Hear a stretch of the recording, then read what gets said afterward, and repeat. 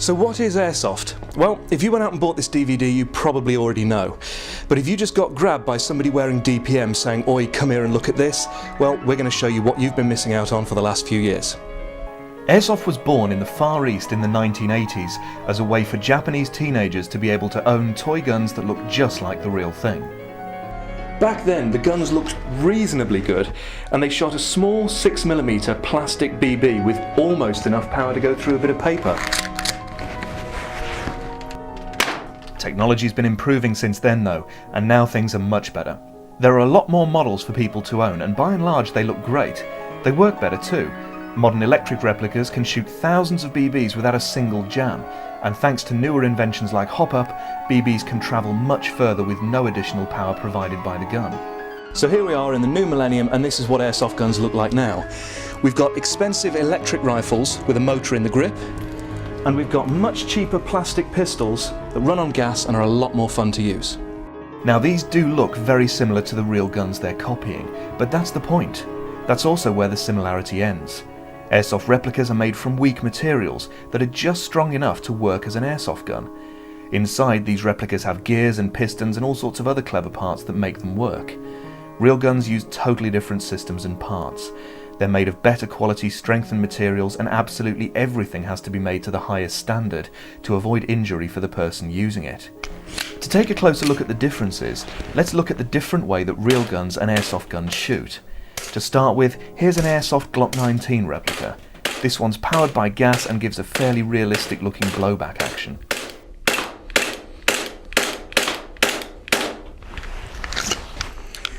Now, unfortunately, this is England, and real guns are rather hard to come by for us to make our comparison.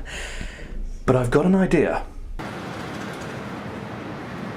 I've come to America to try out some real firearms where it's nice and legal. Here's the real Glock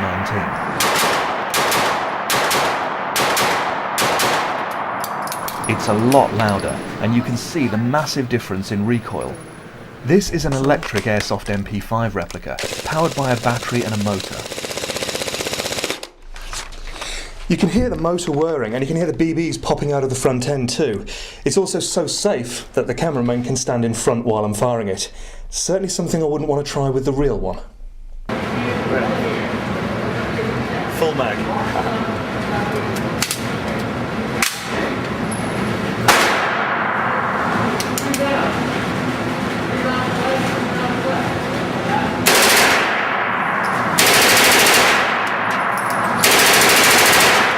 As you can see, airsoft guns and real guns are a world apart. They may look very similar on the outside, but on the inside they've got about as much in common as a necklace and a choke chain. Some people just don't get that much enjoyment from actually shooting these replicas though. They just like to collect them. And why not? These small objects of desire are, well, small objects of desire. They're glamorized in movies, music, and even the news. There's a real buzz that collectors get from being able to own and keep a realistic model of their favourite gun. And who can blame them? Quite apart from the fact that we're socially conditioned by the media to find guns exciting, the real-world weapons that airsoft replicas are modelled on are designed to look good. Like an expensive sports car, there are sleek lines, smooth curves, and even distinctive shapes worked into the design process. And all of these designs make it through to the airsoft versions. After all, real guns are just products to the manufacturers making them, and they need to keep reinventing them to sell their latest model. All of these are airsoft guns. They shoot the same 6mm BB they always have done, but the quality's been massively improved. The power level of these BBs being so safe does open a lot of extra options for airsofters though. 3, 2, 1. This is target shooting airsoft style.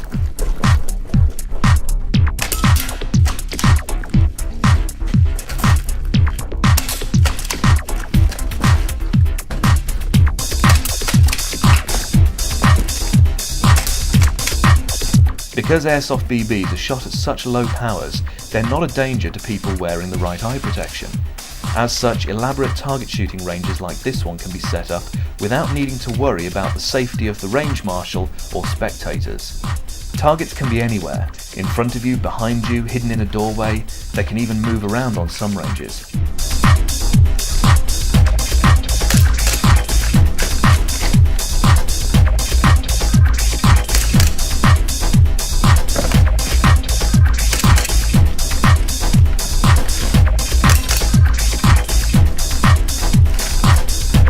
Once the shooter's moved through the course, his time and accuracy will be calculated, and then another player can step in and try to do better.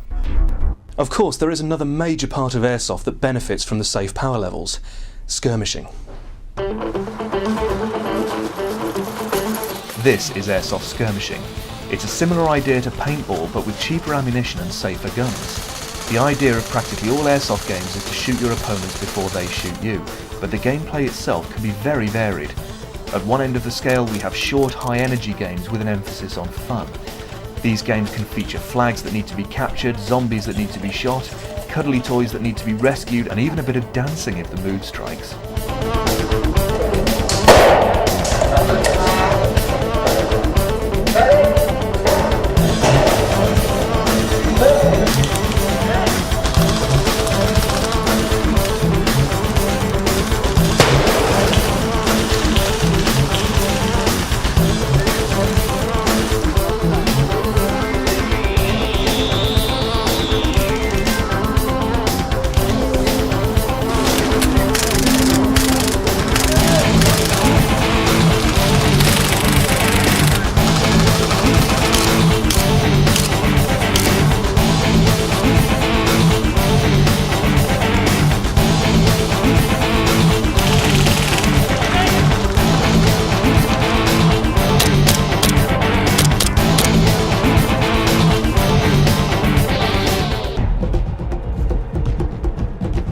Then of course there's the other end of the scale that we call milsim.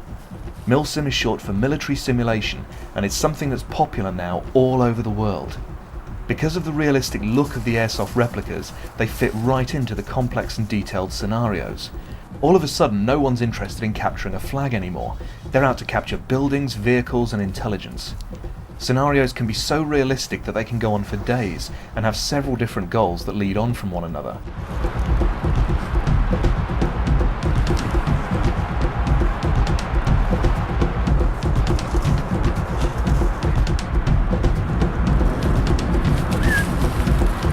Cap.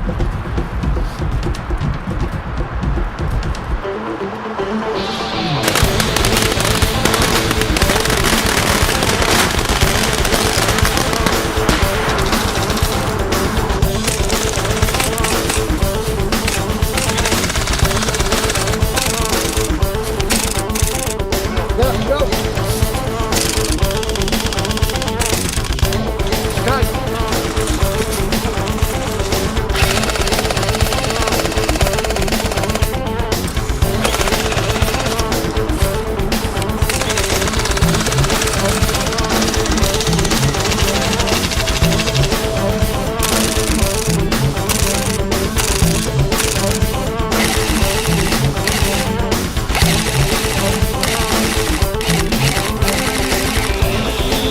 Down to one, what's going on now?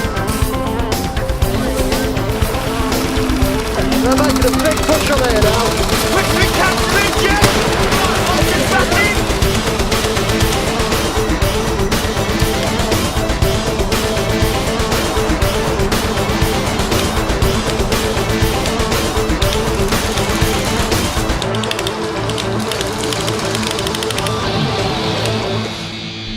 Now, this isn't to say that all Airsofters are Army wannabes. Far from it. Airsoft and milsim are both games.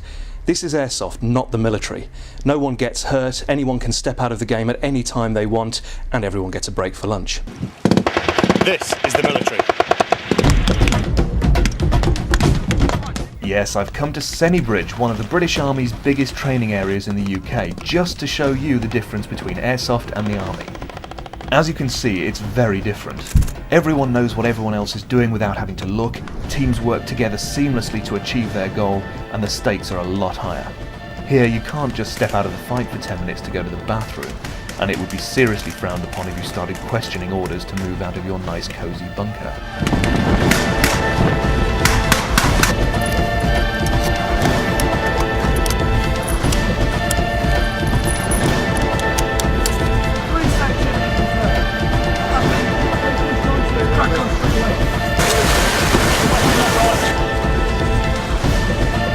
In the army, you operate in all weather conditions, have a chain of command to respect.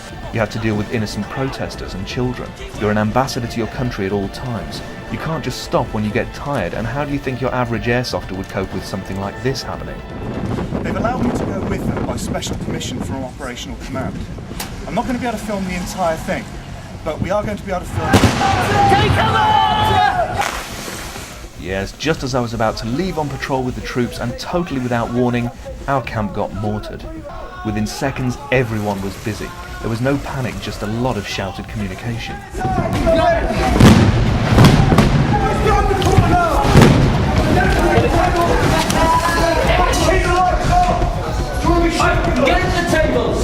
Of course, all of this was just the army on exercise in Wales. It gets a lot tougher when they're called upon to do their job for real. Okay, I'm wet. As you can see, I'm drenched. I'm cold. However, we'll still fight on, the light infantry. So we can clearly see that the army is totally different to airsoft, and why most airsofters don't want to join the army. We enjoy the fun of collecting, the skill of target shooting, and the thrill of skirmishing. This is airsoft.